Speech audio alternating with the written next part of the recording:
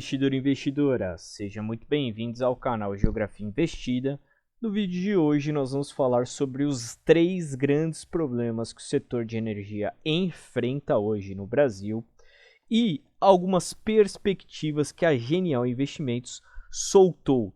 Então a Genial soltou um relatório no dia de hoje, um relatório muito completo, um relatório de um nível de detalhes, de uma excelência primordial para quem investe no setor elétrico e para quem é do mercado do setor elétrico. E você, caro espectador, caso não saiba, eu trabalho no setor elétrico e tenho bastante know-how em relação aos 3 grandes problemas do setor elétrico hoje, que são a curva do pato, o curtailment e a microgeração distribuída. Esses 3 problemas se somam para tornar a rede elétrica brasileira um nível de complexidade tão grande que muitas geradoras de energia no norte e no nordeste acabam perdendo muito dinheiro, beleza? Vamos elencar o primeiro problema, que a partir do advento de uma legislação chamada 482 da ANEEL de 2012, permitiu com que as pessoas físicas e jurídicas de pequeno porte pudessem produzir sua própria energia no modelo de micro e mini geração distribuída. Então o que acontece? O solar, para ele funcionar, precisa de sol. E o ápice da produção solar é sempre ao meio-dia, pessoal. Então note aqui, ó, por volta do meio-dia. A rede elétrica brasileira, ela funciona com incentivos para as geradoras produzirem energia. E quem regula esses incentivos, ou seja, esses preços, é uma agência chamada ANEEL, Agência Nacional de Energia Elétrica, e quem opera todo esse sistema é uma empresa também pública chamada ONS, Operador Nacional do Sistema Elétrico, tá? O que acontece, pessoal? Durante o dia, as geradoras hídricas térmicas, elas não produzem energia. Esse gap que vocês estão vendo aqui, ó, ele é produzido pela energia local dos painéis fotovoltaicos ou pelas eólicas. E aí o que acontece? Quando chega depois das 3h30, 4 horas, existe uma rampa necessária para que atingir o pico de produção, o pico de consumo durante o dia. Pico este que a gente chama na elétrica popularmente como horário de ponta, que normalmente é das mais ou menos 5h30 da tarde às 9, 9h30 da noite. Esse horário em ponta significa que as pessoas chegaram em casa, ligaram o ar-condicionado, foram tomar banho, ligaram o air fryer, foram jantar, e isso gera uma elevação muito grande no consumo de energia elétrica. E para que exista essa rampa, é necessário que se tenha hidrelétricas ou termoelétricas, pois a característica técnica dessas fontes de energia, só elas conseguem dar uma rampa tão rápida, no caso aqui de 13.000 megawatts em 3 horas. Então, para contextualizar, durante o dia, os painéis fotovoltaicos jogam a produção da rede do Sistema Elétrico Nacional lá para baixo. E durante o fim da tarde, início da noite, as elétricas, as hidroelétricas e as térmicas entram no sistema para poder dar vazão a essa rampa. E esse problema todo estressa muito as linhas de transmissão. Durante o dia, as geradoras do Nordeste não ganham dinheiro, eles ficam perdendo grana. Então o cara que tem uma grande usina lá no Nordeste, que teria que escoar essa produção para o Sudeste, ele acaba perdendo dinheiro porque a usina está desconectada da rede, porque você não precisa dessa energia no momento. E como você não tem como armazenar, e pela legislação a geradora só ganha dinheiro com a energia enviada, com o quilowatt-hora injetado na rede, o sujeito acaba tomando prejuízo, e nós temos geradoras aí com prejuízos nas casas dos bilhões, pessoal. Geradoras de eólico e geradoras de fotovoltaico do Nordeste e no Norte, por conta desse problema que a gente atua, tá? E quais são as soluções, então, que o pessoal da Genial diz? E muito sabiamente é uma solução que o mercado está indo, tá? Na semana passada houve um grande evento em São Paulo chamado Intersolar. Todos os grandes fornecedores de materiais fotovoltaicos entraram no mercado já há bastante tempo, fazem um evento lá no Expo Center Norte, uma vez por ano, sempre na última semana de agosto. Qual foi o tema da Intersolar neste ano?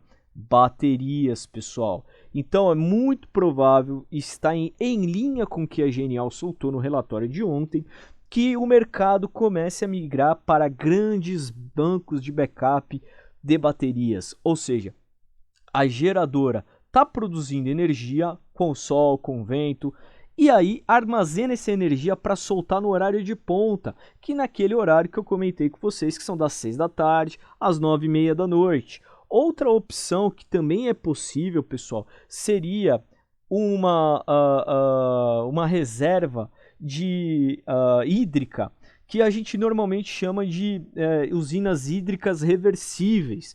Então, durante o dia, existe um reservatório no local mais baixo, que com o fotovoltaico, com o eólico, você manda lá para o reservatório lá em cima.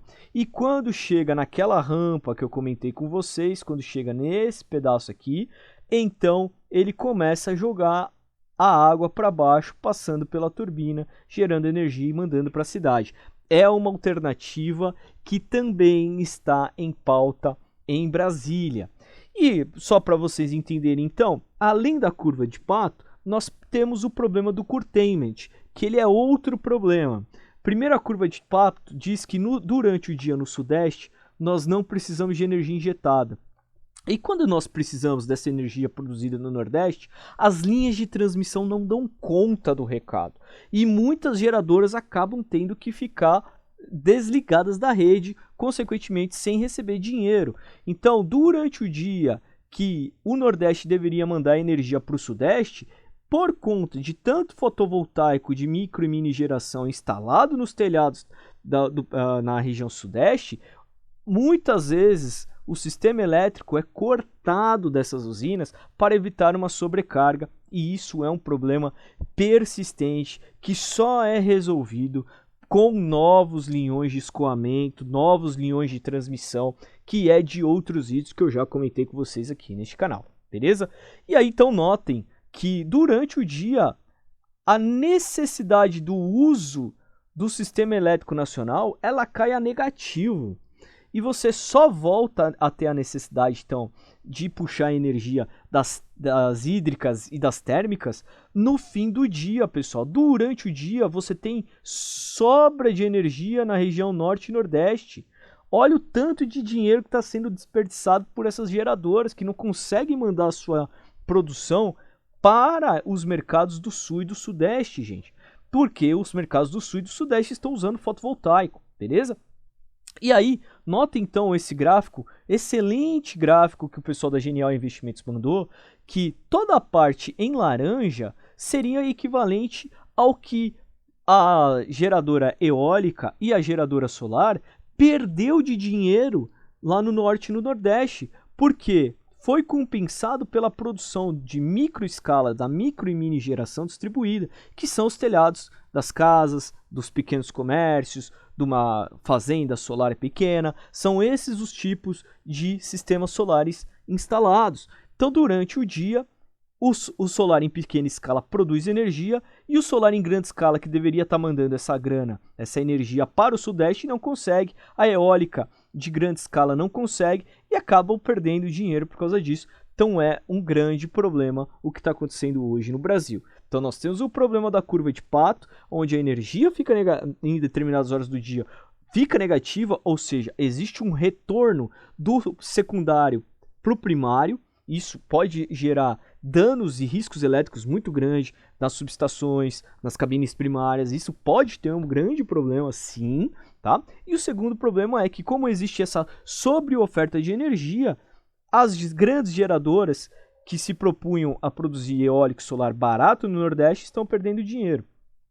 E aí, então, o que eles comentam na questão desses problemas? Então, indisponibilidade externa, restrições decorrentes de limitações operacionais, quando a fonte requisitada não pode gerar energia demandada. Então, por exemplo, quando existe a necessidade de puxar de uma geradora no Norte e Nordeste, mas não tem sol ou não tem vento, é isso que eles estão falando. Tem a questão da confiabilidade, restrições operativas para atender os requisitos de segurança do sistema, com limites de carregamento de linhas de transmissão, ou seja, a linha de transmissão está sobrecarregada, então eles cortam as usinas no Norte e no Nordeste para evitar algum problema como um apagão, por exemplo. E aí a gente tem o 3, razão energética, cortes motivados pela sobreoferta de energia quando a geração excede a demanda em determinados momentos. Então, como a micro e mini geração aprofunda o curtailment?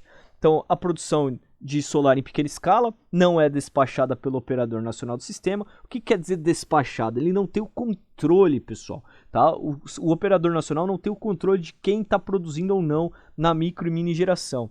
E aparece para o operador como redução de carga, ou seja, é isso daqui, ó, não tem carga no sistema e aí ele obriga as geradoras a se desligarem, beleza?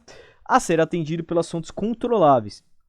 Com a coincidência horária entre a micro e mini geração solar e a geração fotovoltaica centralizada, ou seja, de grande escala, formam-se sobras de energia justamente no meio do dia, que é a sol a pino. À medida que a penetração dessas fontes cresce, a ONS precisa espremer as usinas controláveis, reduz o mínimo a geração hidráulica, ou seja, até as hídricas estão perdendo produção, receita por causa disso, e mantém apenas as térmicas, que é inevitável, porque a térmica é usada como um backup, a térmica ela é usada como um sistema de emergência no Brasil, tá, pessoal? Quando essa flexibilidade se esgota, passa a cortar a eólica e solar centralizadas para manter o balanço de carga-geração.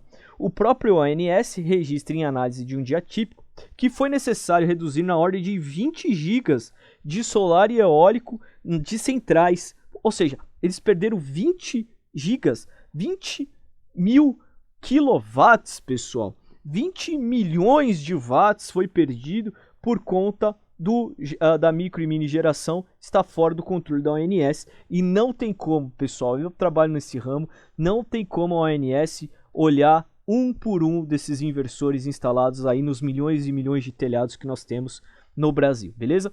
Evidenciando então um desequilíbrio estrutural que está sob despacho central, que absorve o ajuste, e quem está na rede de distribuição não, ou seja, o pessoal acaba perdendo grana por causa disso, beleza? Vamos dar uma olhada então nas soluções que o pessoal da Genial comenta. Expansão das transmissões. Então já existe um precedente, que é uma linha onde a gente vai estar trabalhando, que é um precedente de novos leilões de transmissão. Muito provavelmente é isso que vai acontecer. Nós também temos leilões de armazenamento de backup de energia. Isso já está acontecendo na ISA Energia, na sua subestação de registro. E a ISA já fez um estudo que foi de despachar a energia extra para um ano novo na Baixada Santista. Então, durante o Ano Novo e Réveillon, Natal e Ano Novo, a Baixada Santista absorve um número muito grande de turistas. E a ISA utilizou, então, as baterias dessa subestação de registro para poder aguentar a pancada da carga adicional que estava tendo lá em Santos, tá, pessoal? Então, isso é possível, beleza? Bom, vamos dar uma olhada nas soluções operacionais. Isso daqui é interessante, tá? Por quê? Agora a gente precisa olhar quem é que tem, além da potência elétrica, aquele que consegue entregar no momento que a gente precisa. E quem conseguir entregar vai ser remunerado para isso. Ora, quem consegue entregar? Eu já dei a letra aqui. Hídricas ou térmicas. Então a gente vai começar a passar a olhar hoje para o ramo do setor elétrico no Brasil, para quem tem o maior parque hídrico e térmico no Brasil, beleza? Então vamos ler aqui o item 2.1. É um novo mecanismo regulatório em estruturação cujo objetivo é contratar potência firme, ou seja, preciso de 1 mega, você está entregando 1 mega, preciso de 5 mega, está entregando 5 mega. Não pode ter intermitência e não apenas energia elétrica. Em outras palavras, ele não se preocupa em garantir a quantidade de energia gerada ao longo do tempo, mas sim em assegurar que o sistema terá capacidade disponível e confiável para atender os momentos de maior demanda. Ou seja, chega lá nas 6 horas da tarde, vai chegar para o usineiro e falar assim, eu preciso que você me entregue 10 megawatts. O usineiro vai lá e entrega 10 megawatts, porque ele é uma hídrica que proporciona isso. Então, o uso de hidrelétricas com reservatórios com baterias para absorver a intermitência das fontes eólicas, por exemplo. E aí, resposta da demanda. Preços dinâmicos, tarifas horárias, PLD horário, tarifa branca, estímulos para eletrointensivo, siderurgia, mineração, data centers, bandeiras tarifárias, etc. Acreditamos que empresas com fontes flexíveis, como as hidrelétricas, serão aquelas com maior habilidade para atender o sistema em momentos de picos de preço. Então, muito importante esse dado que eles comentam. E aí, soluções de mercado e regulação, mercado de capacidade / produtos de flexibilidade.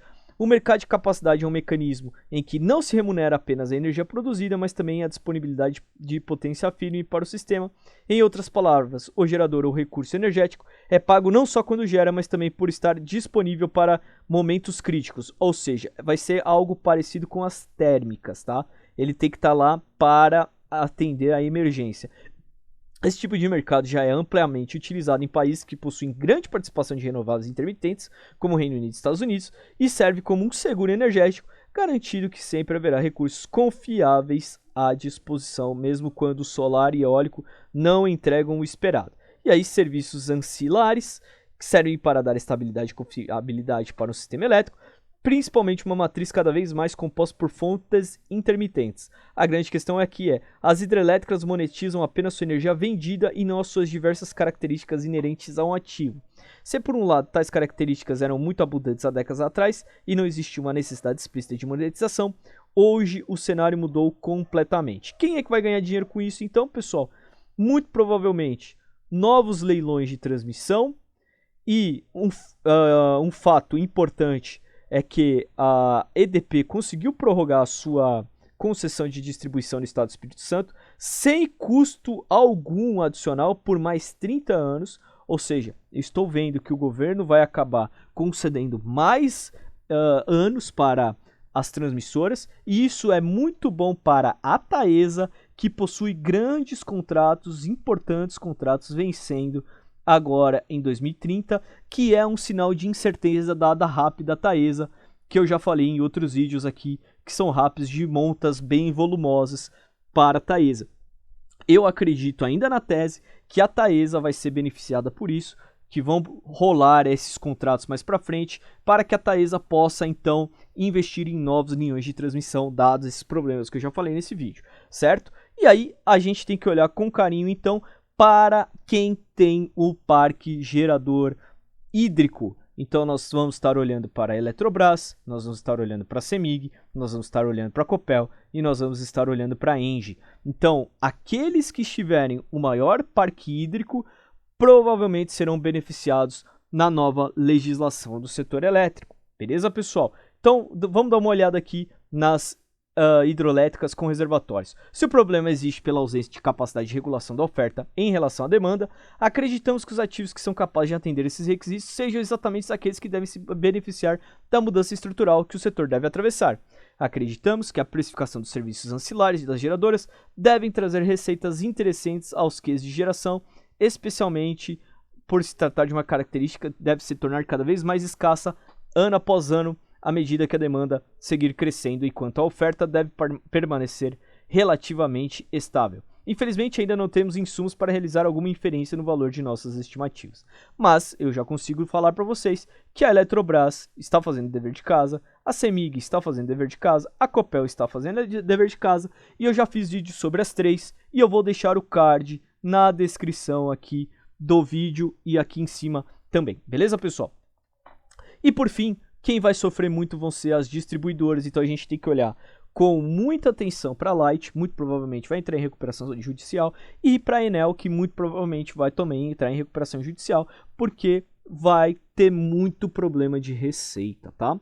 E quem está fazendo o dever de casa, vou dar um exemplo da CPFL, que elas estão virando gestoras de flexibilidade. atuando em coordenação com a ONS para organizar o despacho local de micro e mini geração e, eventualmente, baterias. Então, a CPFL, ela vem nesse sentido que pode ter muitos ganhos aí junto ao mercado e junto a seus pares. Beleza, pessoal? Então no vídeo é isso, um vídeo um pouco mais longo do que o habitual, mas muito completo, dada essa análise da Genial Investimentos. E novamente, comenta aí abaixo o que você achou. Agradeço por ter ficado até aqui no vídeo. Curta, comente, compartilhe o nosso canal, beleza? Se inscreva, que é muito importante, e me diz aí se o som tá legal. Beleza, pessoal? Forte abraço, até o próximo vídeo.